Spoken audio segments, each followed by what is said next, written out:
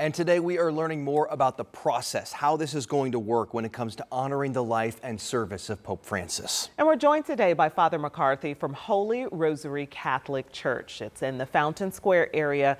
Father, thank you so much for being here. Pleasure to be here. So how are you handling the passing of Pope Francis, and how are your parishioners handling things? It's sad. I'd say it's, so from like an emotional perspective, it's like a great uncle. You know, Yeah.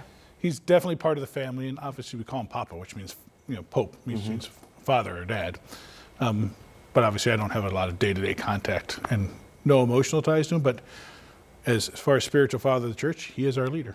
When it comes to this particular funeral mass for the Pope, what will that look like? How will it be different from a traditional mass? And then who will preside over that? So I believe Cardinal Ray, who is the Dean of the Cardinal Colleges, so he's the most senior of the College of Cardinals. I think he's presiding over the funeral. And there's just a lot of pomp and circumstance with a papal funeral. So, I mean, there'd be all types of dignitaries. I think the president has announced he's going to be there. I think there's speculation that, like, King of England is going to be there. So it's a big, not just church event, but a big political and a world social world event as well. Well, because of the tradition, it being just staked in thousands of years of tradition here. So let's talk about the conclave and the process for electing a new pope. So when the Pope dies, he's an absolute monarch, so he's the head of state. So everything just kind of stops and pauses. The College of Cardinals takes over, but they only kind of hold the till steady. They're not allowed to make any changes, any big differences. There's a position called the Camerlengo,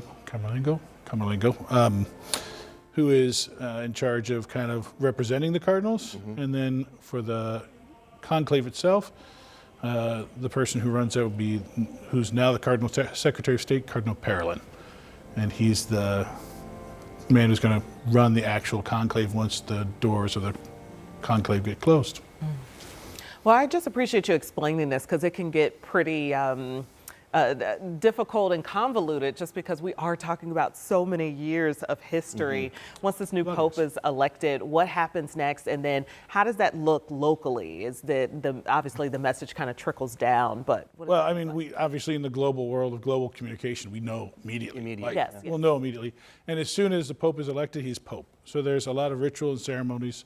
There's what was a coronation, and now they call it installation of the pope as the pope.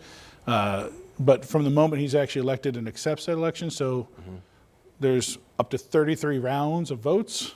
Wow. And then there can be, after 33 rounds, kind of a tiebreaker, sudden death vote going on. And as soon as they settle by 2/3 on who's going to be the pope, and he says, yes, I accept, he's the pope, and then he's actually in charge. So there are some rituals that are normal. He gets clothed, he goes out, he makes a big greeting to the world on the loggia.